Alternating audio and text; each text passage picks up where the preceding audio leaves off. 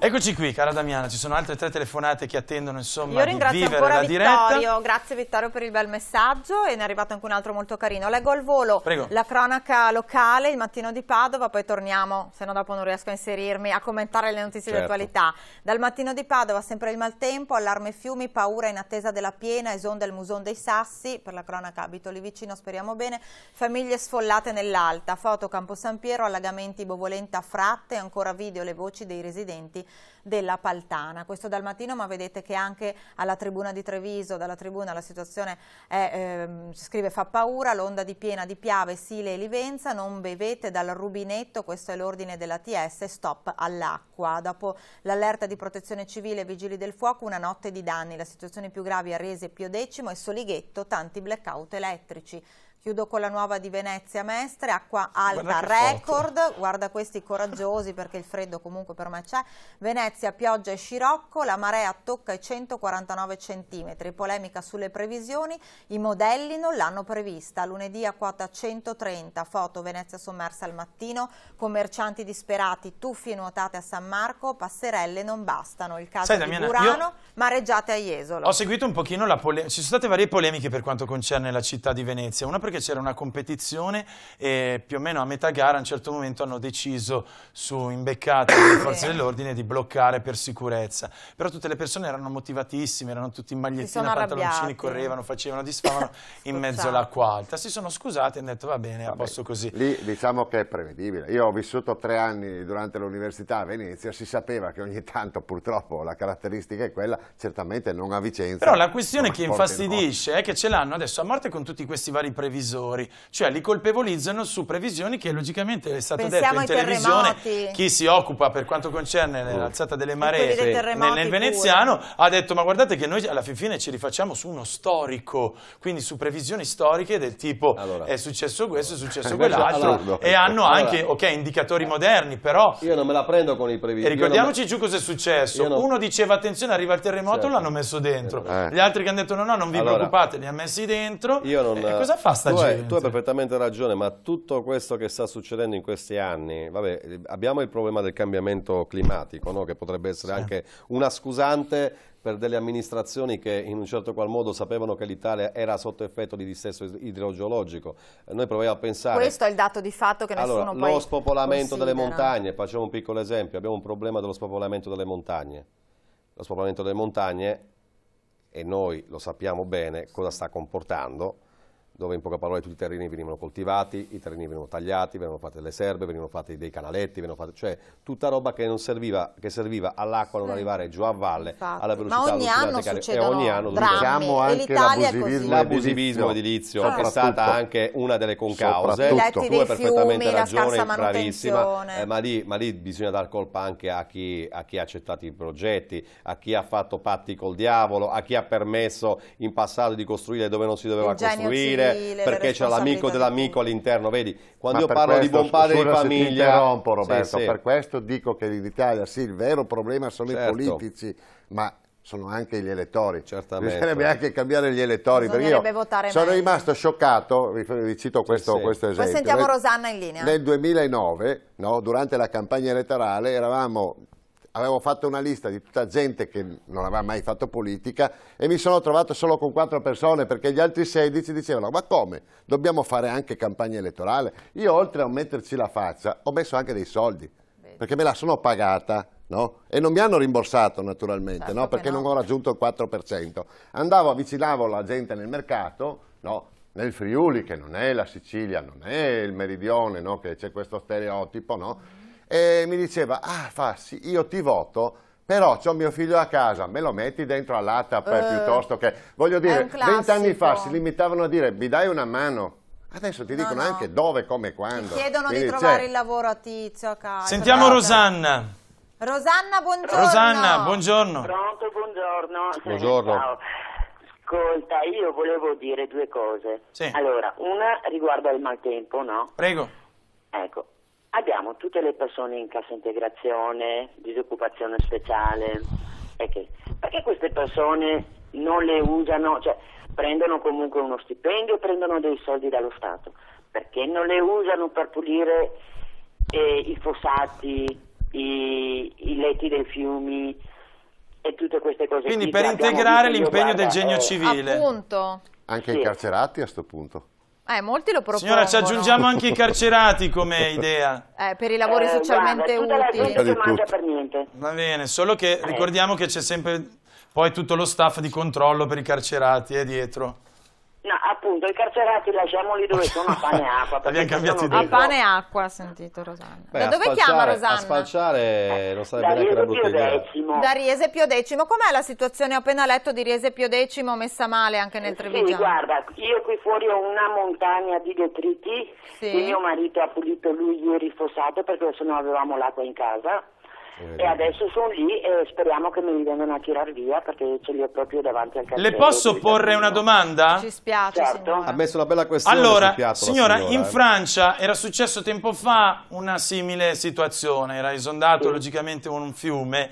La Francia ha obbligato le popolazioni che vivevano nelle prossimità di questo fiume a spostarsi, a decentrarsi, indennizzando completamente ogni famiglia. Secondo lei è una soluzione e sarebbe interessata se in Italia facessero una politica del genere a quindi spostarsi per risolvere il problema? Lascio a lei. Perché no? Se ci danno, come dire... In Francia hanno coperto tutte le spese, hanno dato le case, hanno indennizzato e hanno spostato le famiglie, completamente tutto indennizzato. Sì, ma guarda che in Francia c'è tutto un altro modo di vivere dell'Italia. Era lì che volevo portarla. Io ho tutta la famiglia di mio marito in Francia e quindi no, gli dico che da là alla Z c'è tutto un altro modo di vivere. Qua non succedono queste cose. No. Da noi le emergenze diventano tangenti. Un attimo che Rosanna vuole chiederci qualcosa. Prego Rosanna. Sì, no, è questo. L'altro giorno a Quarto d'Alpino c'era una famiglia che aveva lo sfratto. Sul TG Bassano gli hanno portato dei soldi perché questa famiglia era in gravi difficoltà economiche. Avevano 4 figli, fra i quali un figlio minorenne. Il comune, tutto questo che gli ha risposto, che visto che non potevano pagare l'affitto e non sapevano dove andare, il figlio minorenne glielo toglievano e lo mettevano in casa famiglia. Quanto costa un bambino in casa famiglia? Perché logicamente poi pagava il comune la casa famiglia, no? Quanto costa un bambino in casa famiglia? Non abbiamo sentore di soldi invece di mettere il bambino in casa famiglia. Ha un ottimo senso critico la signora. La famiglia. È bella questa, brava. Le sta facendo i complimenti, questo che non funziona in Italia. Brava. Io dico solo una cosa, c'è un mio nipote che adesso al 19 va via, ha 23 anni, e ha detto io me ne vado, va in Australia. Ecco, lui ringraziando Dio, non avendo, come dire, moglie, figli, è giovane. Legami, esatto, che lo tengano qua. Ci prova, ha capito? Ma è giusto che noi diamo tutto agli extracomunitari e dobbiamo andare via. Signora, lei ha perfettamente ragione, ha toccato un tema che comunque sia, se dovessimo aprirlo io e lei in qualsiasi dibattito ci darebbero dei razzisti, ci direbbero che siamo delle persone poco di buono, perché ormai lo stereotipo che sta passando è quello che dobbiamo non è questione di razzismo. No, io ho capito, signora, lei ha ragione, io condivido il suo pensiero, io condivido il suo pensiero al 100%, ma se io, come in tante televisioni mi sono trovato a avere che fare, provo poco a poco a uscire fuori da una linea immaginaria, io vengo preso per un razzista, No, ma Sara, ne abbiamo parlato venerdì in trasmissione ed è emerso questo, non è questione di razzismo. Tanti dicono che se gli italiani hanno fame, ci sono gli anziani, ci sono i disoccupati nostri. Tu lo sai la mia posizione, tu lo sai la mia posizione qual è, io non posso più accettare nella maniera più assoluta che a queste persone gli vengano date le case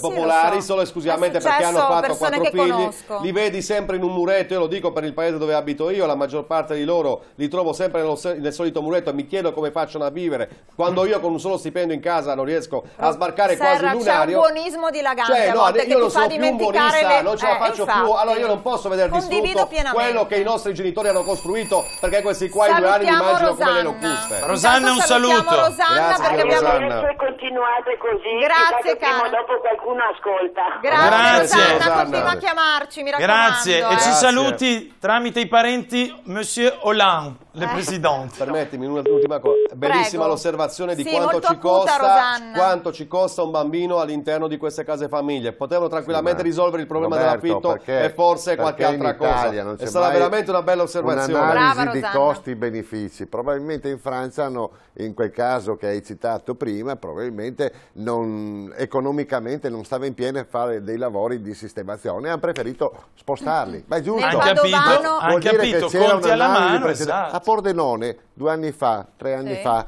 poi abbiamo Roberto. C'era stata l'alluvione, il sindaco andava in giro con la barca, il sindaco di allora, a dare sostegno alla popolazione. Hanno fatto dei lavori, io non lo so, o ha piovuto poco o perché o per come, non mi risulta che a ieri sera il Noncello fosse dopo 2 anni a Padova sono arrivati i soldi, dopo 2 anni. Hanno fatto dei lavori e i risultati probabilmente si vedono. A Sacile purtroppo, evidentemente non è così perché lì è esondato. Vale Noncello non è andata sotto, a quanto sono? Non so se non è andata sotto. Tanti erano le lamentele ieri sera nei vari reportage. Certo, ma per forza. Roberto, buongiorno. Buongiorno. Buongiorno Roberto. Buongiorno. Abbiamo 2 Roberti. Buongiorno a tutti. Prego Roberto. Ma mi è rimasto impresso che Obama, con il suo carisma, con la sua impronta, in inglese, però in italiano, detto da me, è molto sminuito e molto anacquato. Però andando al merito del suo contenuto principale, dalla sintesi, lui ha detto: io non voglio che i miei figli vivano in un paese schiacciato dal debito e da una diseguaglianza sociale. Sono passati più di 200 anni dalla rivoluzione dei coloni contro gli inglesi, contro lo sfruttamento, contro la tirannia. Cioè, qui sembra che sia il vestitino nostro.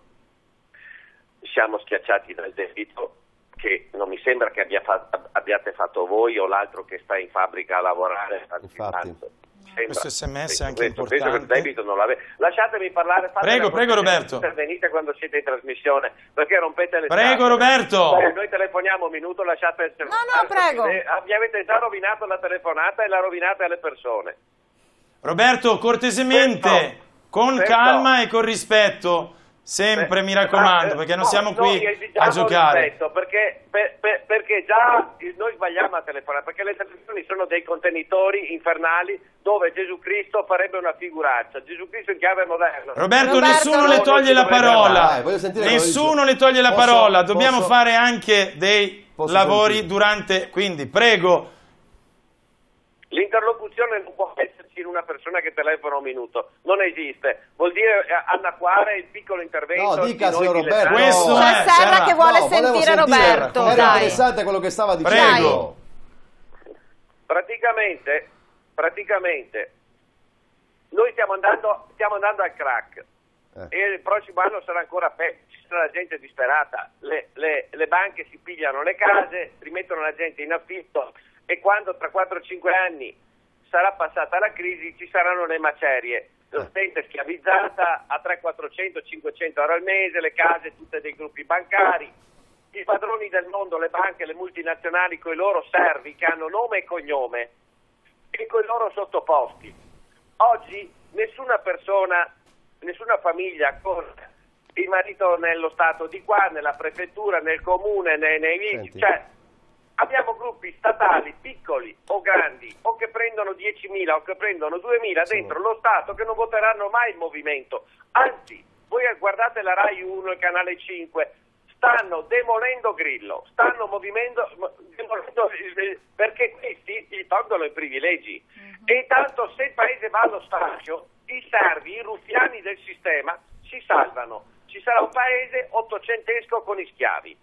Gli operai saranno schiavi, i piccoli artigiani saranno schiavi, ci saranno le signorine che lavoreranno nelle televisioni a 4 soldi, sempre se si allineano al potere, al sistema, all'informazione di un certo potere, le ragazze che non potranno più avere un negozietto, fare le artigiane, faranno le cassiere all'Ikea, tutti inglobati in questi sistemi che non pagano tasse. Ci sarà una società medievale ottocentesca nel giro di 3-4 anni.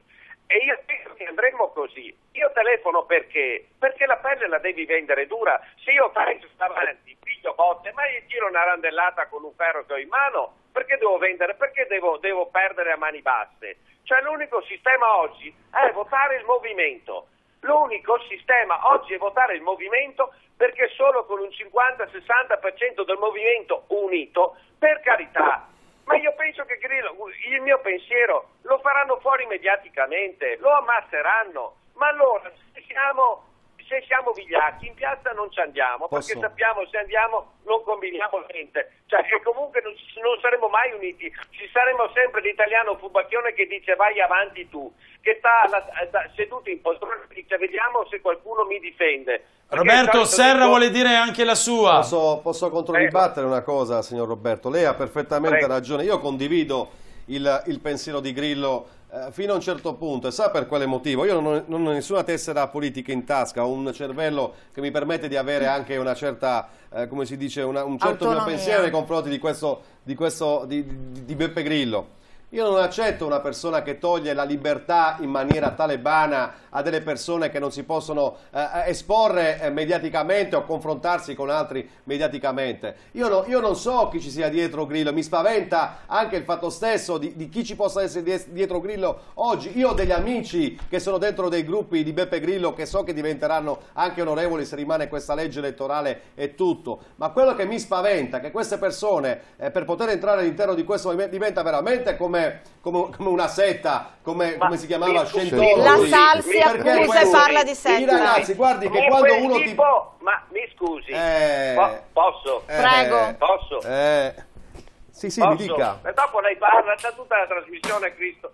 Ma il suo tipo di ingenuo dibattito dialettico e il mio ingenuo ragionamento dialettico è schiacciato dalla manipolazione mediatica, giornalistica. Tutto questo sistema in questi 20 anni di dibattiti, di chiacchiere mie e sue, non porta a niente. Solo un sistema veramente dove ci sono delle persone che sanno come manipolare mediaticamente, ma con la mentalità di Grillo. Lei se non vuole quella dittatura di Grillo non va.